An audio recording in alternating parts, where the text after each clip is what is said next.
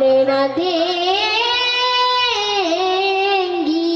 प्यार। कहते हैं कि मैया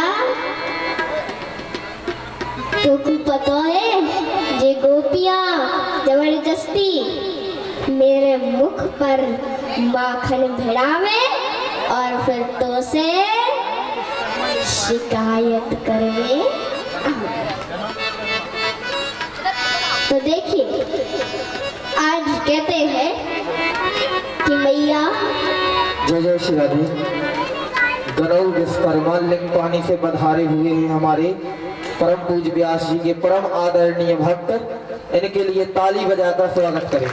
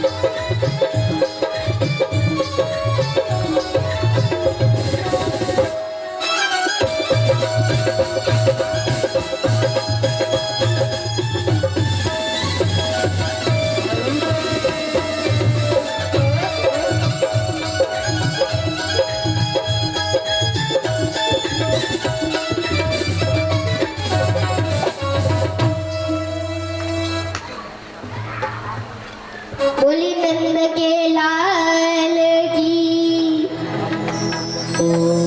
अच्छा एक बात बताइए, कौन कौन घर से खाना खा के नहीं आया है? कौन कौन घर से खाना खा के नहीं आया है? पूरे पंडाल में से मात्र 4-5 लोग ही ऐसे हैं जो भोजन करके घर से नहीं आए। और बाकी के कितने लोग भोजन करके आए हैं? खाना खा के कितने लोग आए हैं? जिनने हाथ नहीं उठाया उनसे मैं पूछ रही हूँ कि खाना क्यों नहीं खाया? भोजन क्यों नहीं किया आप लोगों ने? हमारी बात मान के या फिर कोई और बात? देखो हमने पहले दिन क्या कहा था, भोजन मतलब कथा में कभी भी खाना खा के नहीं बैठना चाहिए। तो आधे लोग तो हमें लग रहे हैं वही बात मान के भोजन करके नहीं आए, उनकी तो कोई बात नहीं। लेकिन जो लोग भोजन करके आए हैं उन लोगों से मैं ये पूछ रही हूँ कि जब आप भोजन करके पूरे एनर्जेटिक होके आए हो तो फिर जयकारा क्यों नहीं लगाते हो? जयकारा क्यों नहीं लगाते हो? आप सभी लोगों में से अगर एक की आवाज आ जाए तो हमें अच्छा लगेगा, पर एक भी नहीं बोलता है। बोलिए वृंदावन बिहारी लाल की, राधा रानी सरकार की। और देखिए आज कन्हैया भैया यशोदा से कहते हैं भैया तो पता है कि जे गोपियां जबरदस्ती मेरे मुख पर माखन भिड़ावे और फिर तो से शिकायत करवे आवे। भैया जे गोपियां मेरा चोरी को नाम लगाए के और मेरा प्यार नहीं देंगी। क्यों? कहते हैं कि इनको पतियारो करे मैं कस करी साह और चौड़े नाम में रो धरियो मेरा होन न देंगी प्यार। महाराज आज कहते हैं कि जब कन्हैया ने कहा कि मेरा ब्याह नाय हो देगी। तो मैया ने कहा लाला 9 लाख गऊ तेरे नंद बाबा के नित नया माखन होए। 9 लाख गाय है तेरे नंद बाबा के पास, नित्य नवीन माखन होता है। अब से किसी के घर चोरी मत करियो। और आज इतना बोल करके लाला को छोड़ दिया। बोले वृंदावन बिहारी लाल की। ओ मनमोहन बिगड़ गए बारी से, मनमोहन बिगड़ गए बारी से, मनमोहन बिगड़ गए बारी से, मनमोहन बिगड़ गए बारी से, मनमोहन बिगड़ गए बारी से, मनमोहन बिगड़ गए बारी से। दोनों हाथ ऊपर कर दो, लंबे लंबे, पूरे पूरे, दोनों। हरि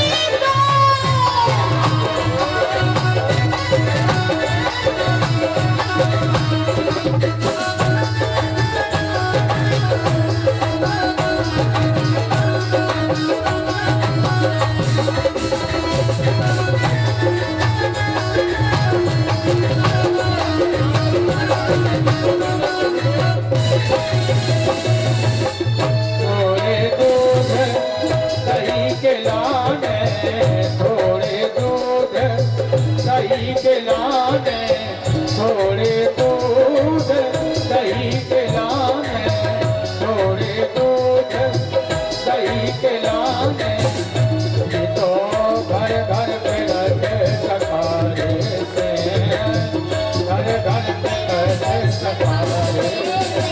मनमोहन में गए गए बारे से, मनमोहन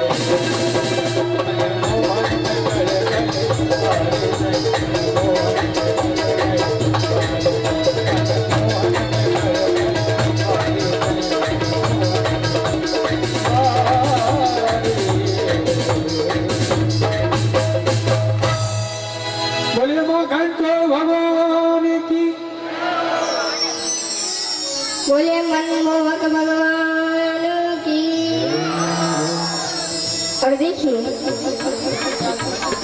आज महाराज कहते हैं कि जब मैया ने लाला से इतना सब कुछ बोला तो देखिए आज लाला बात को मानते हैं और आज इधर कहते हैं कि महाराज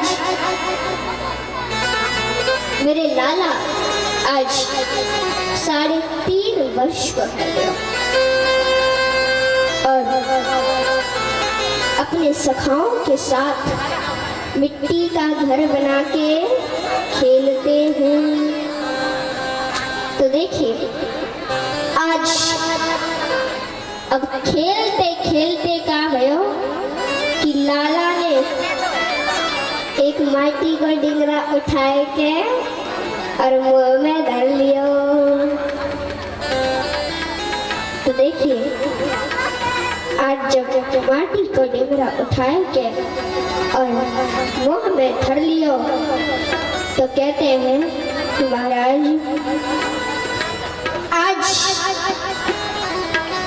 सभी सखाओं ने देखा तो मन में सोचा कि क्यों ना दाऊ भैया से बोला जाए और आज दाऊ भैया ने शिकायत करने के ताई क्या किया कि महाराज सभी सखा पहुंच और आज पहुंच करके कहते हैं दाऊ भैया से कि दाऊ भैया पता है लाला ने क्या किया हो कि एक माटी को डिंगरा उठाए के खाए लियो। सो दाऊ भैया बोले अच्छा। आज दाऊ भैया सीधे मैया के पास गए और मैया से जाके बोले मैया तुम पता है आज तेरे लाला ने कहा किया। मैया बोली बताओ कहा किया। बोले मैया आज तेरे लाला ने एक माटी का डिंगरा उठाए के और मुंह में धर लियो। तो आज जब मैया से बोला तो मैया ने कहा कि हम कैसे मान लें कि लाला ने माटी को डिंगरा उठाया के और मुंह में धर लियो। हम कैसे मान लें। आज बदमंगल बोला कि मुंह खोल के देख लो। तो एक सखा बोला कि जी बड़ो चालाक है लाला। अरे अब तक मुंह में रही होएगी का पेट में पधार गई होएगी। भैया बोली कोई बात ना थोड़ी बहुत तो मुख में लगी होएगी तो वही को देख लेंगे हम। और देखिए आज महाराज कहते हैं कि इतना बोल के भैया ने मुख को खुलवाया और देखिए आज जैसे ही मुख को खुलवाया तो मैया ने आज लाला के मुख में का देखा कि मैया ने आज लाला के मुख में पूरे ब्रह्मांड का दर्शन किया। आज मैया को पूरे ब्रह्मांड का दर्शन हो गया।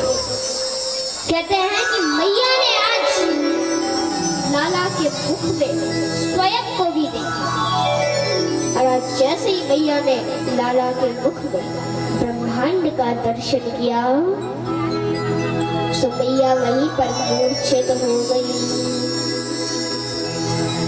आज लाला ने सोचा कि अब क्या करें, क्यों मैया तो मूर्छित हो गई। तो लाला ने मैया को उठाया और यहाँ माँ दुर्गा को आदेश दिया कि मैया यशोदा ने जो कुछ भी देखा है अभी तक उस सबको भुला दो। क्यों? क्योंकि अगर याद रहा तो फिर बात बिगड़ जाएगी। आज मैया है, आज कन्हैया के आदेश से माँ दुर्गा ने सब कुछ भुला दिया। आज जब मैया उठी तो मैया को लगा कि अरे लाला छड़ी के डर से दूर जा रहे हैं। जा मारे मैया ने छड़ी को क्या किया कि नीचे रख दिया और बस लाला से बोलते कि आजा लाला, मेरी गोद में आजा, बता तो को कहाँ खाना है? दूध, दही, माखन, मिश्री का खाना? तो लाला बोले मैया लोगों तो दही खाना है। तो देखिए आज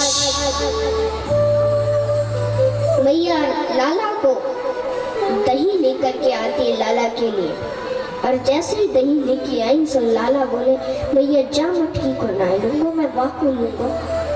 और जैसे ही मैया उस मटकी का माखन लेने के लिए पहुंची सो वैसे ही कन्हैया ने इस मटकी को फोड़ दिया।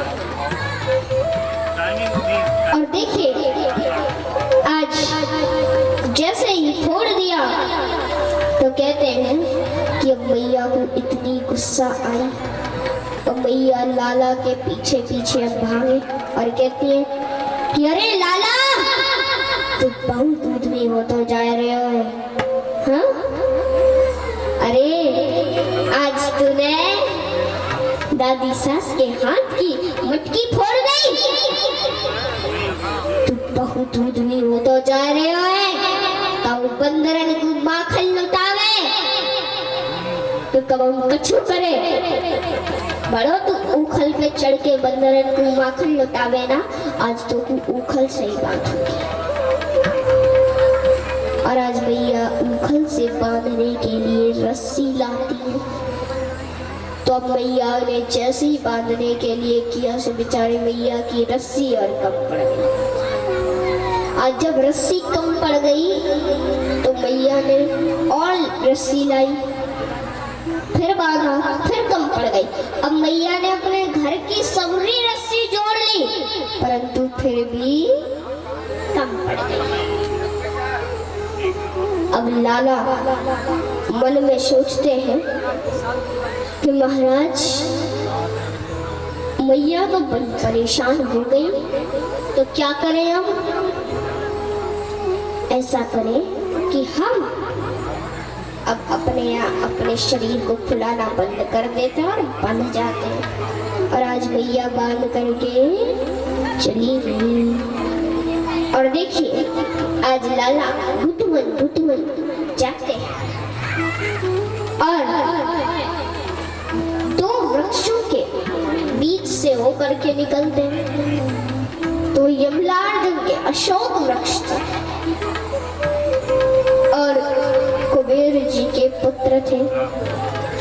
श्राप नारद जी के श्राप से दोनों वृक्ष बन गए थे, लेकिन नारद जी ने कहा था कि द्वापर युग में श्री कृष्ण के स्पर्श से तुम्हारी मुक्ति हो जाएगी।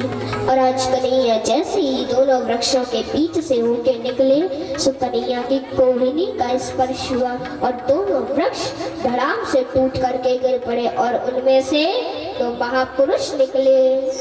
आज भगवान ने उनसे उनका परिचय पूछा और उसके बाद जब परिचय प्राप्त हुआ तो आज भगवान ने उन दोनों को वैकुंठ जाने की आज्ञा दी। कहते हैं आज वो दोनों कहते हैं वाणी गुणान कथने श्रवणो कथाया हस्तो च कर्मसु मनस्तव पादयोर्नः स्मृत्याम शिशत्व निवासी जगत प्रणामे दृष्टिः सदा दर्शने भवन्तरिणा। आज महाराज उन दोनों को वैकुंठ जाने की अनुमति देते हैं और इधर सभी ब्रजवासी दौड़ करके आते हैं कि कहीं मेरे लाला को नजर तो ना लग गई और कहाँ भयो चोट तो ना लग गई।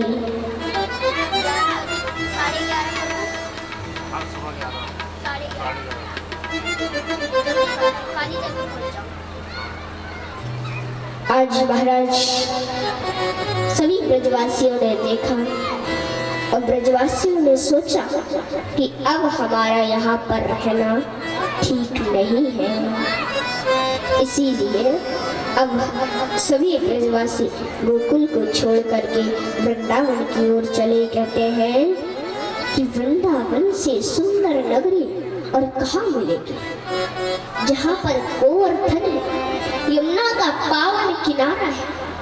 कहते हैं वृंदावन गोवर्धनम यमुना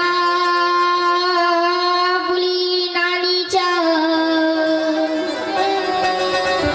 विक्षासी दत्त मा प्रीति राम माधव